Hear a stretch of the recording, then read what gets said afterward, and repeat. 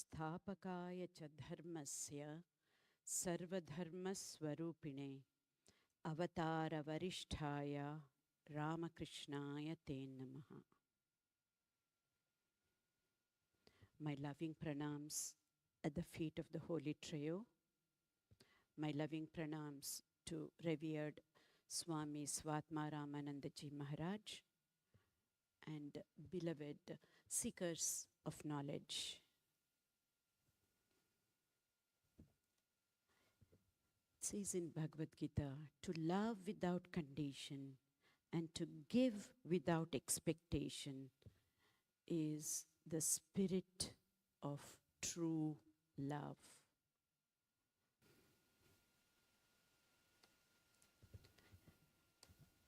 However, I'm going to ask you whether we should expect anything back while serving. Who should we expect it from? From the giver or the receiver? And what should we expect from them? I say that we need to expect both from the giver and the receiver. Yes. And let's wait until the end to find out what I mean by this.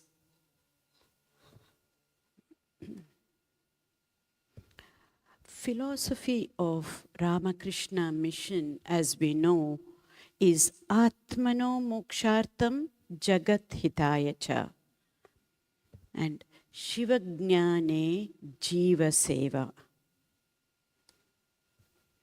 The aim of service is to make us all karma yogis, so that we become eligible to acquire the ultimate jnana. This, I say, is the formula of Ramakrishna mission philosophy. What do I mean by that?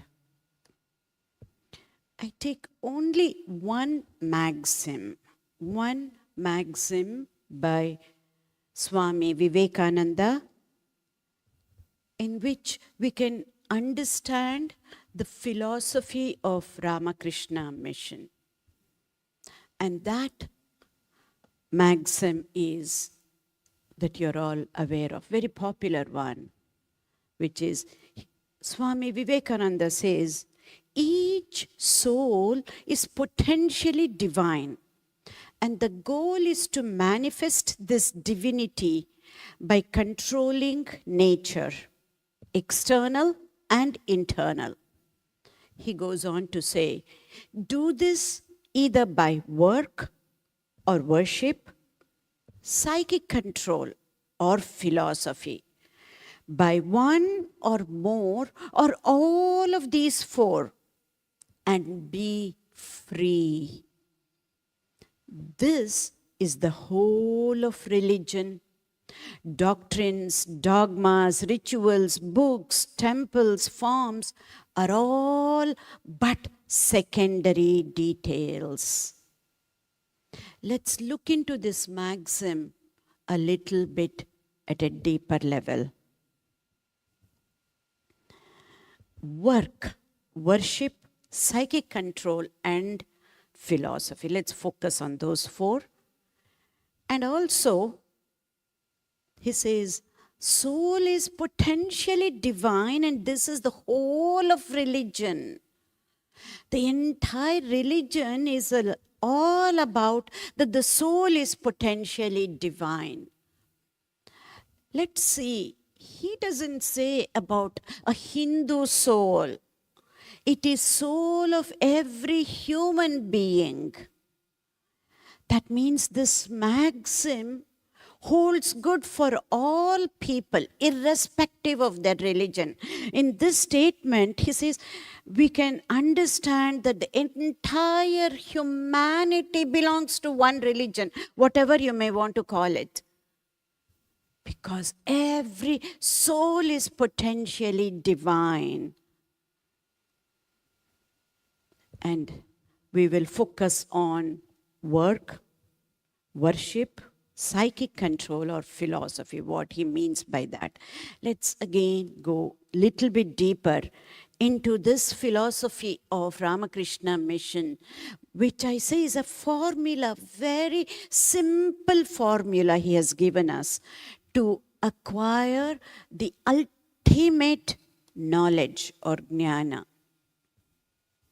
And that jnana or ultimate knowledge is nothing but, he already has said, every soul, each soul is potentially divine.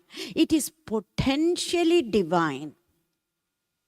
But we need to manifest this divinity that is already within us. Once we start doing this, we also need to help manifest the same divinity in others too. And this divinity is already within others also, not just in us. We need to pay attention to that. And this is the aim of life. Again, aim of life. This is not just for Hindus or Christians or Muslims. This is for the entire humanity itself. So this formula of aim of life is so simple that it is to manifest this potential divinity that is already within us and to help manifest the divinity in others also. So if that is the case, there is a prerequisite for this. And that prerequisite is nothing but karma yoga. So what is that and what do I mean by that? Let's look into that based on integration of 4 yogas and correlate that with the functions of mind, the neuroscientific angle of integration of these 4 yogas. We already know this, the emblem of Ramakrishna Math and Mission, wherein the rising sun represents Jnana Yoga, the blooming lotus representing Bhakti Yoga, the wavy waters representing Karma Yoga, and the coiled serpent, that of Raja Yoga. We are familiar with this. How does that relate to different functions of mind? The feeling mode of mind is called the manas, or usually we call this as heart, or the affective function of the mind. And the reasoning mode of mind is called buddhi, the intellect, or the cognitive function of the intellect. The willing mode of mind is that which connects the body and our mind. It's also known as the cognitive function of the will. So how do we integrate these 4 yogas with the functions of mind? Bhakti Yoga, practices in which emotions play a major role. Jnana Yoga, the practices in which reasoning plays a major role. Raja Yoga, in which will is dominant and primarily directed inward, understanding and training the powers of mind. Karma Yoga, in which the same will is primarily directed outward, understanding and managing our engagement with the world through the work that we do. So the same emblem, the same 4 yogas, how they are integrated and how they are correlated with the functions of mind. Now, if we change the way we look at things, the things we look at will change. This is one of my favorite phrases. When we use that and see this whole emblem, this is a way to understand all world religions. Again, as I mentioned earlier, this is not just for Hindu religion. This emblem does not represent for only Hindu religion. As you could see, it represents all religions of the world. This is such a universal symbol or emblem. And in my opinion, this is what represents harmony of religions leading to world peace.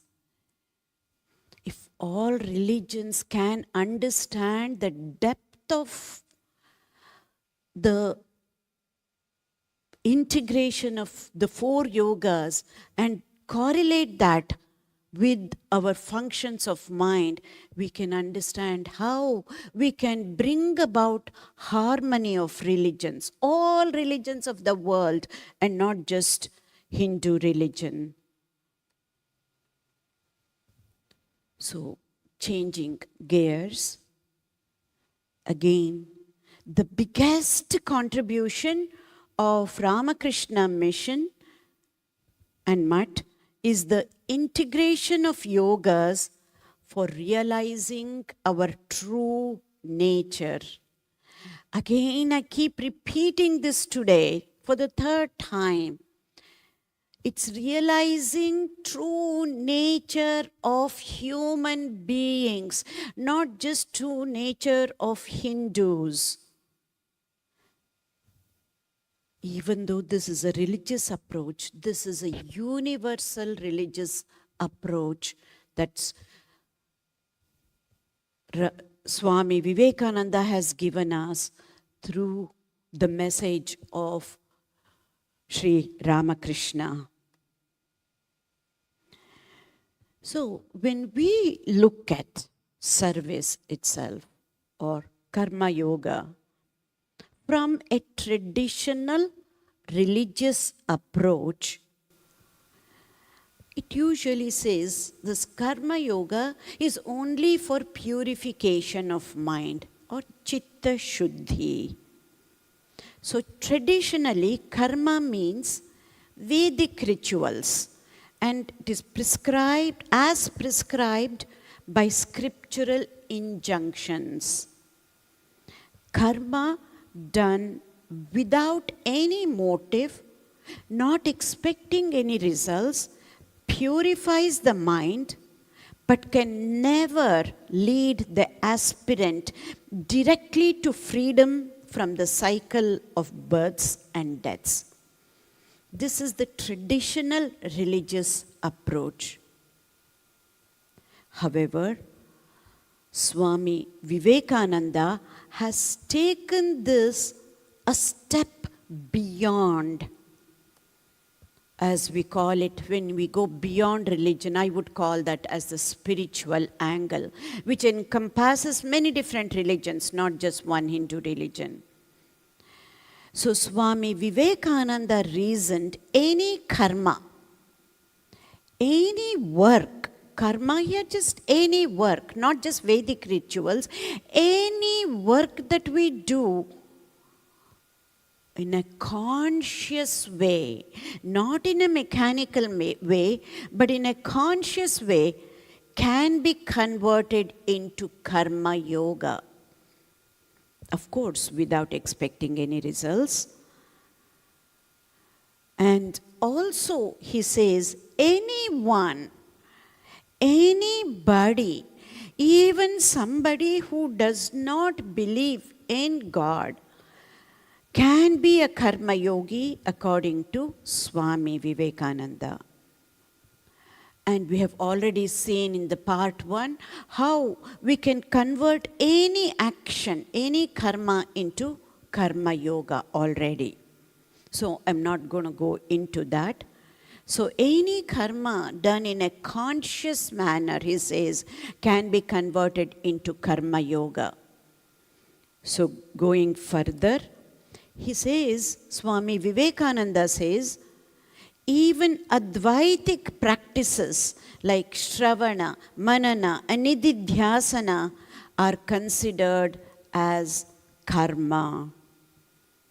And according to him, according to Swami Vivekananda, service with the Advaitic bhava is the same as the practice of jnana nishtha by traditional Advaitins. What traditional Advaitins call as jnana nishtha, that is rooted in jnana, having complete conviction in the path of jnana, is the same as service or karma yoga with the Advaitic bhava. So, in jnana nishtha, according to traditional Advaitins, one seeks the reality in oneself. Whereas in service, in karma yoga, according to Swami Vivekananda, the same jnana nishtha, the aspirant seeks the reality also in the served. Not just in oneself, but also in the one whom he is serving.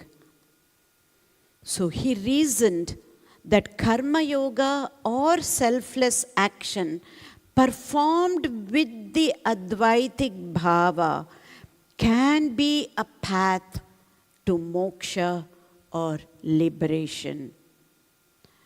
So, can practical jnana yoga is karma yoga? Think about it. So going further into karma yoga, service to humanity, he did not say service to the poor, to the uneducated, only to the needy. Swami Vivekananda says, bring light to the poor and bring more light to the rich, for they require it more than the poor. Bring light to the ignorant and more light to the educated, for the vanities of the education of our time are tremendous, he says.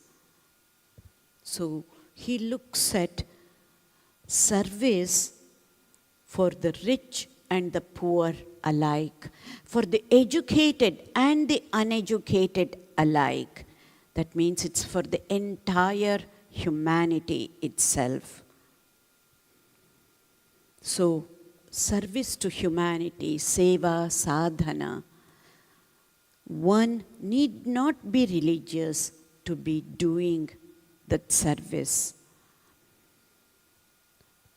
And as I mentioned earlier, again I'm going to reiterate, the biggest contribution of Ramakrishna Mission is the broader and deeper understanding of karma yoga to serve humanity.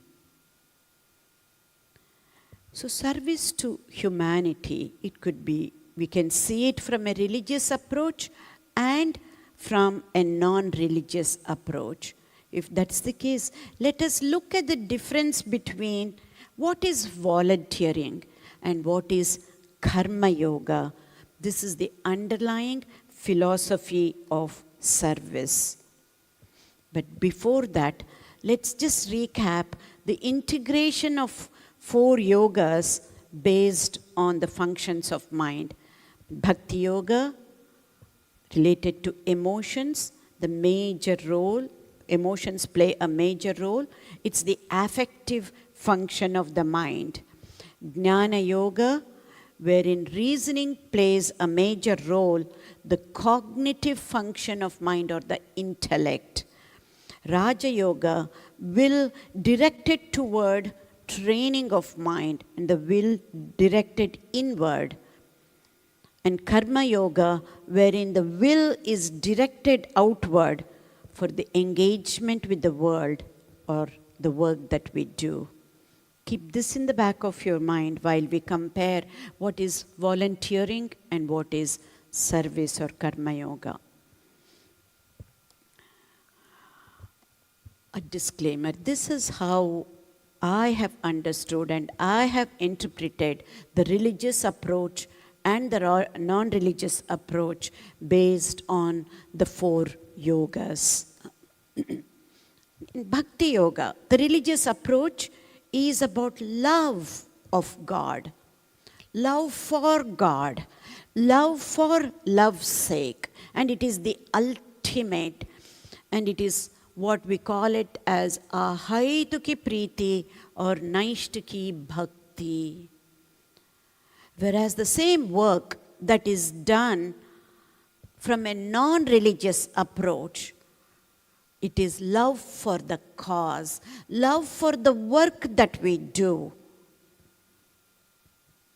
And Jnana Yoga, the religious approach, would be, it could be dualistic or non-dualistic. It could be personal God or impersonal God, doesn't matter. Either about knowing oneself or knowing God. But seeing God in others. Whereas the non-religious approach, they take the interconnectedness of all things and all beings and the interdependence and interconnectedness of all things and all beings. And it's all about knowing oneself and knowing others. And it is seeing good in others rather than seeing God in others. And seeing good in others, they do the work. And understanding the interconnectedness of things based on the quantum physics perspective, seeing good in others while they do their work. The Raja Yoga, it could be either primary, secondary, or a byproduct of the work that is done. Raja Yoga can be primary and then get into the work that it is done. Or it can be secondary or a byproduct. It is the same whether it is with religious approach or the non-religious approach.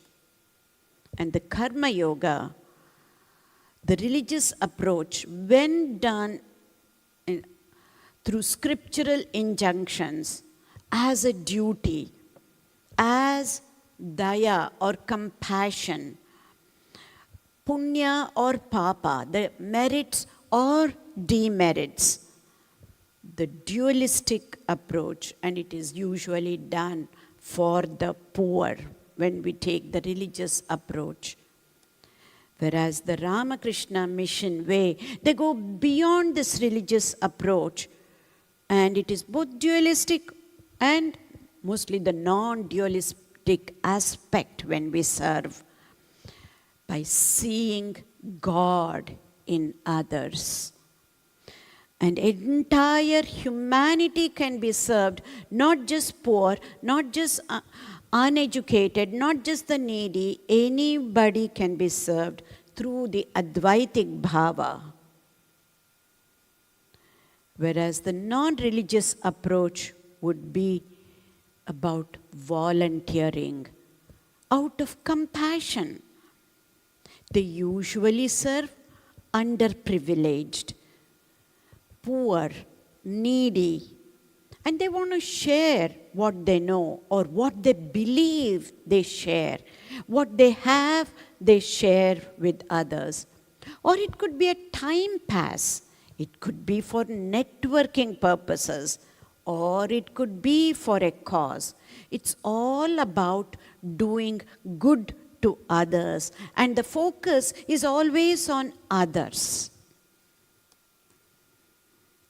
Seeing good in others and needy, poor, and uneducated, as I said before. So, to do the service for the humanity itself, what is it that prevents us? That we need to understand. What is it that is preventing us to serve others and to see God in others? What is it that is preventing us? It's our innate negativity bias that without any exception each and everybody will have. And because of that, the mind goes back and forth between past and future, and it is never in the present moment. And whatever we want to do, we can only do it in the present moment, never in the past, never in the future. We can plan for the future, learn from the past. When it comes to action, when it comes to doing, it can only be done in the present moment. But the negativity bias doesn't allow us to be in the present moment. Because of that, lot of times we are living in our head. We plan, we want to do it, we have the mind to do it, but it doesn't result in action. So just living in the head results in inaction.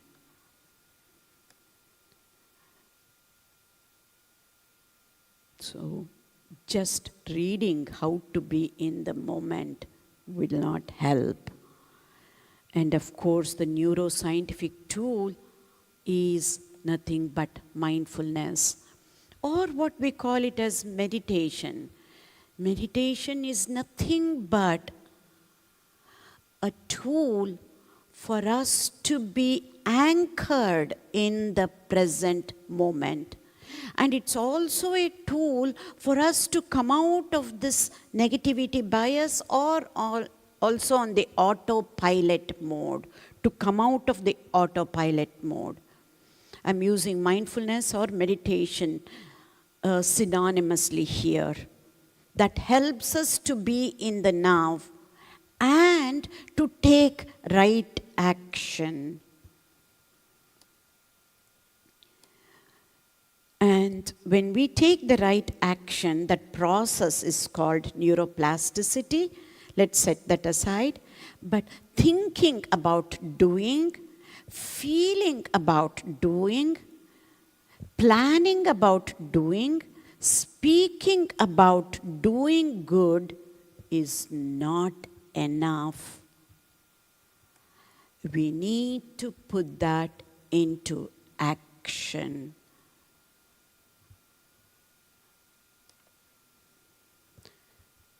So again, switching gears, let's come to quickly benefits of service.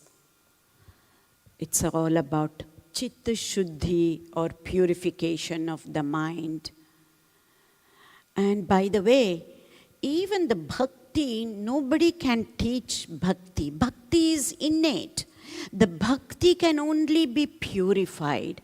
The bhakti can be purified to begin with serving, but ultimately it is the jnana that purifies the bhakti.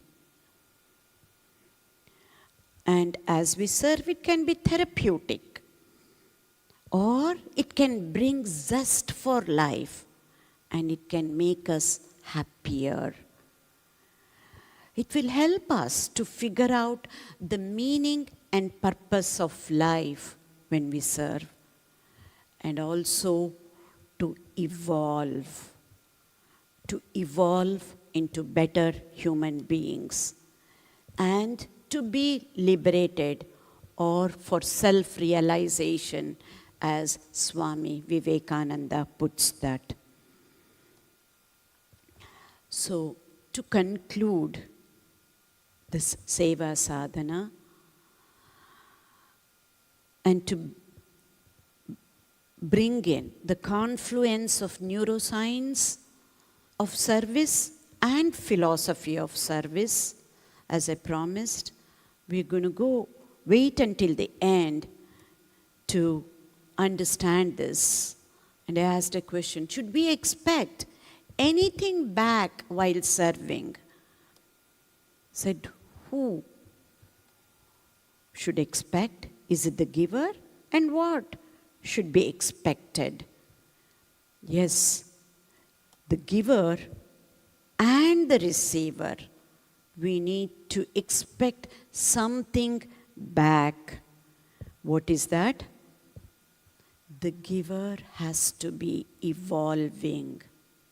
We have gone a bit deeper into this in the last part 1 of the SEVA sadhana, but I'm just going to mention, and I will see what does that mean to evolve, and what does that mean to evolve from a neuroscience perspective in this session. And we usually think we shouldn't expect anything from the receiver. I can understand from the giver, but nothing from the receiver. But I say we should expect something back from the receiver too. And what is that? Even the receiver has to evolve. Otherwise, it just becomes charity. Charity is doling out.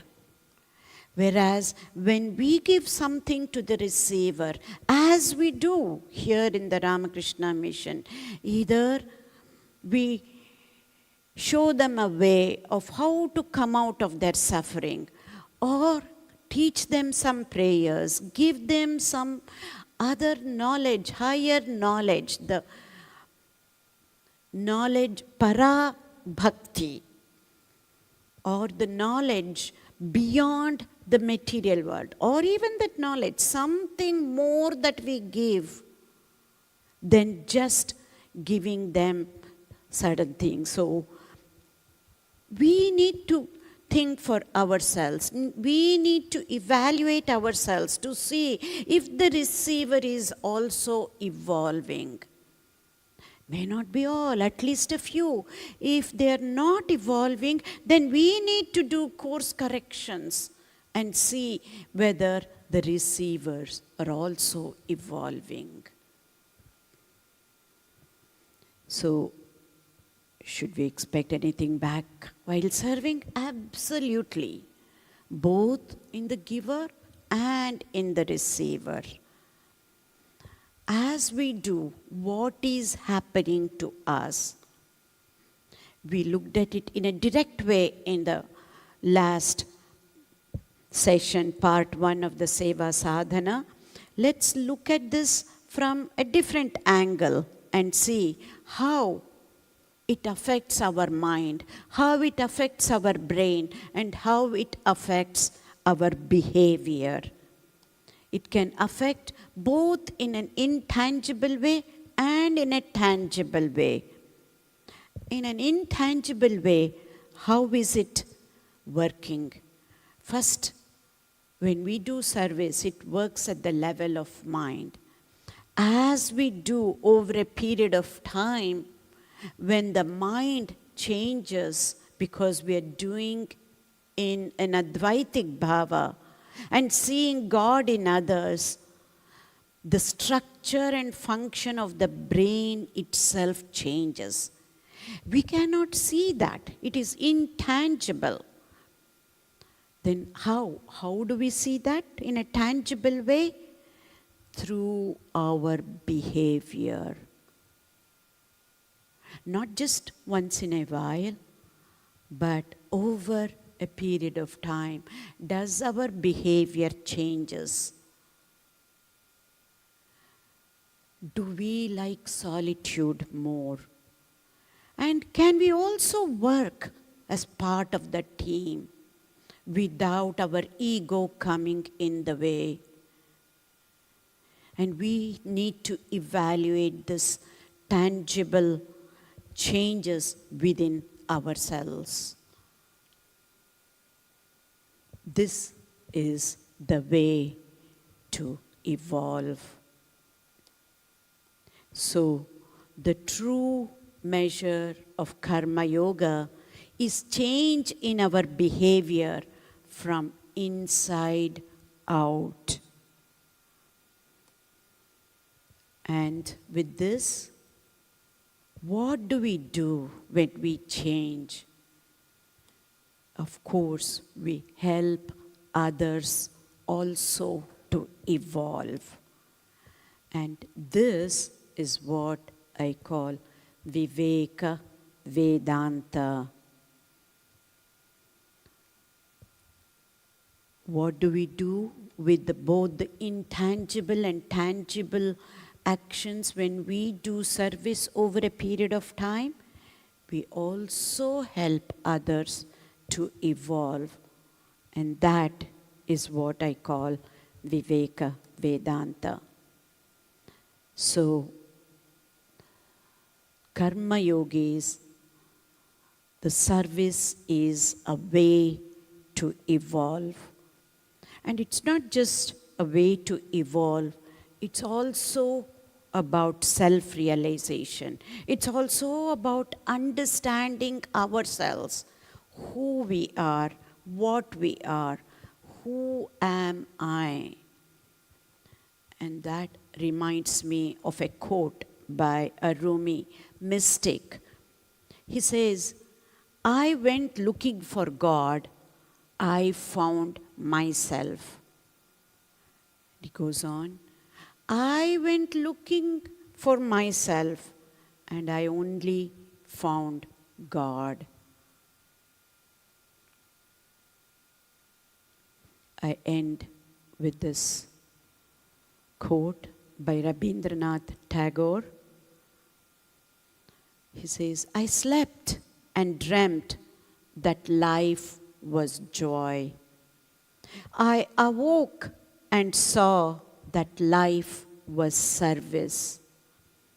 I acted and behold, service was joy. Thank you.